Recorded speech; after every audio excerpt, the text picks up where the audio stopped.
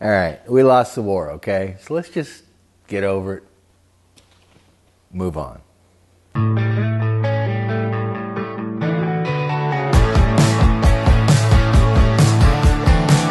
Joe here. Thanks for visiting Road Trip Joe, and thank you for watching.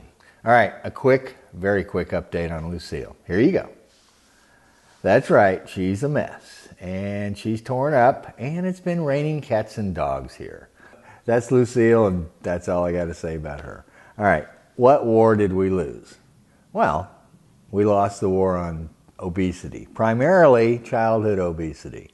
And you know, I think I know why we lost, but more importantly, I think I know why we should move on.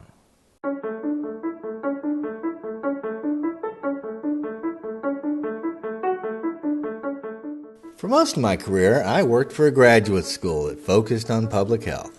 I was involved in all kinds of behavioral and intervention programs like HIV and AIDS, smoking and drug programs, and anything else that had to do with public health.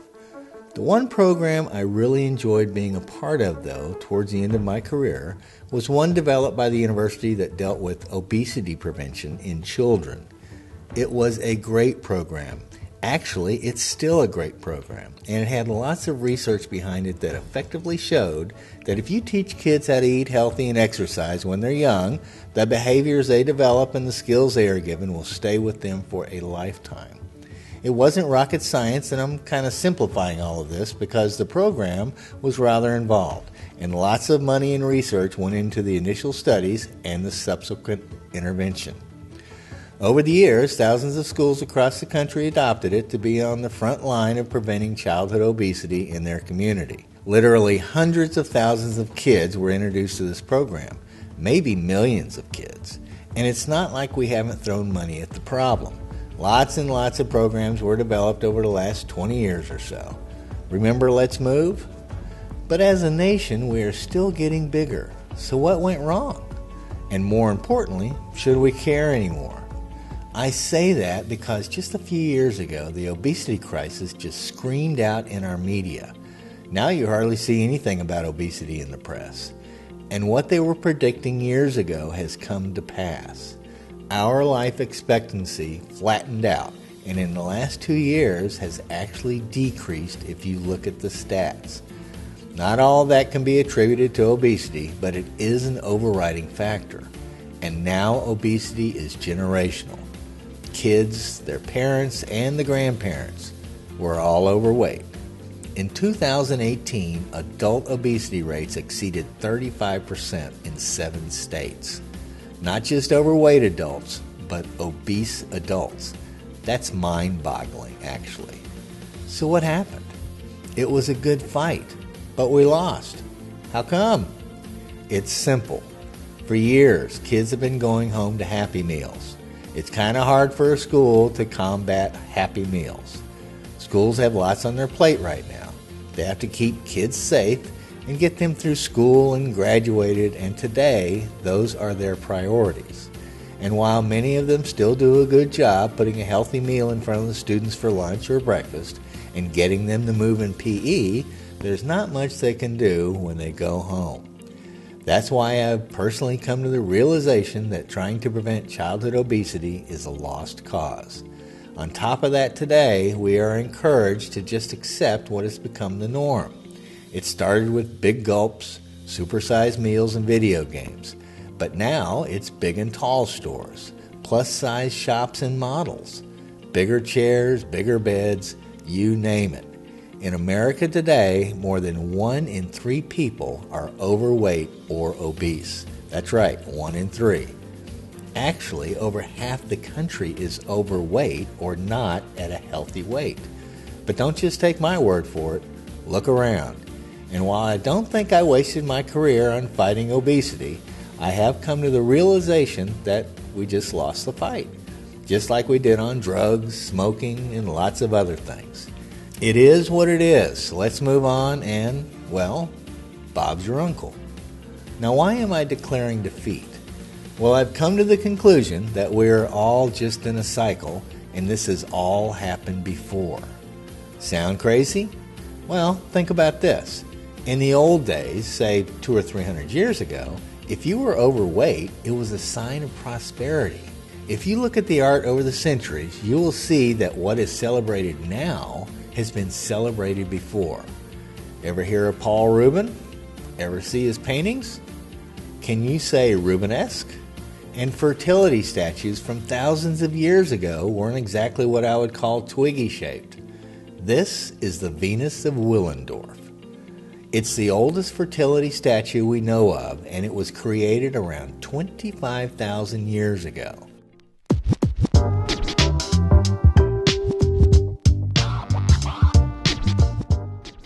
So maybe this is all just trending, and what comes around goes around.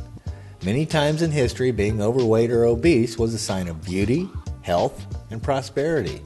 Today may be no different, and for some reason, the bigger the better. Remember who this lady was? Lillian Russell. Lillian was the original Kardashian. At the turn of the century, she was the reigning sex symbol of the times and tipped the scales at over 200 pounds. And the men didn't want to be left out because they started what was called the Fat Men's Club at the end of the 19th century. And these Fat Men's Clubs weren't just here, but all over the world. And this was long before TV or video games or even Happy Meals. It's a cycle. From the Stone Age to the Renaissance to now, it's all being recycled. Obesity has been in and out of favor many times over the decades, centuries, and millennia. It's always been here. But fear not, because even though we lost this round on obesity, it won't be this way forever. It will come around again, trust me. So, can you pass me the potato chips? And change the channel, please. And do you want the rest of those French fries? That's all I got.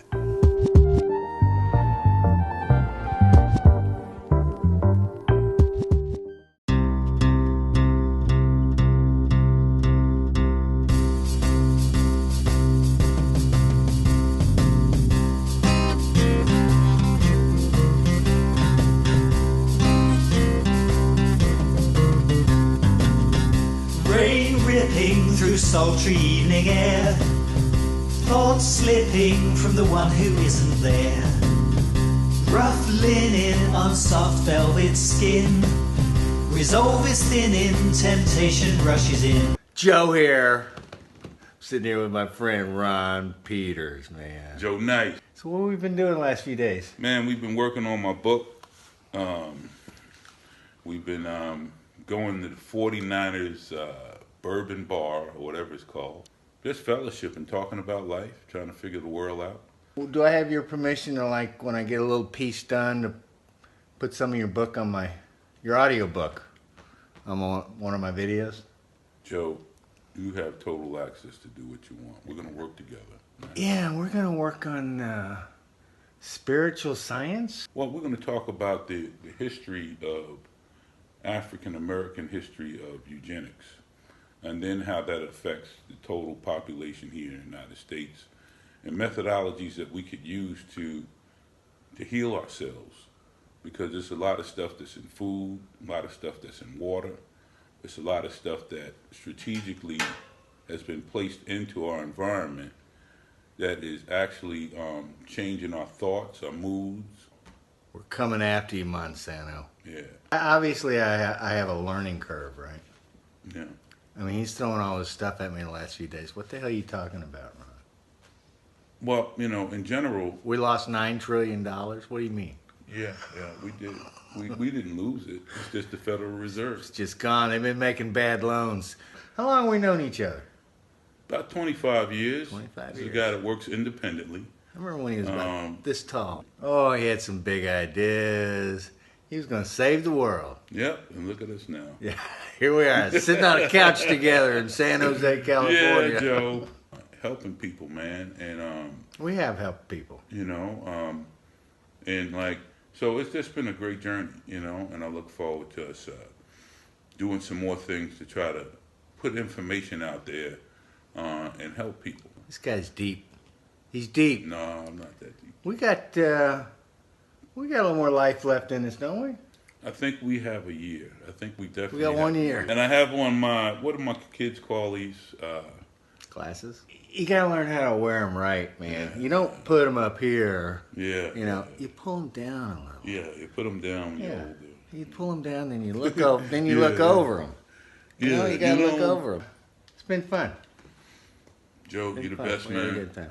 We're gonna make it happen. We're gonna do some more. Yeah, the work's really just starting.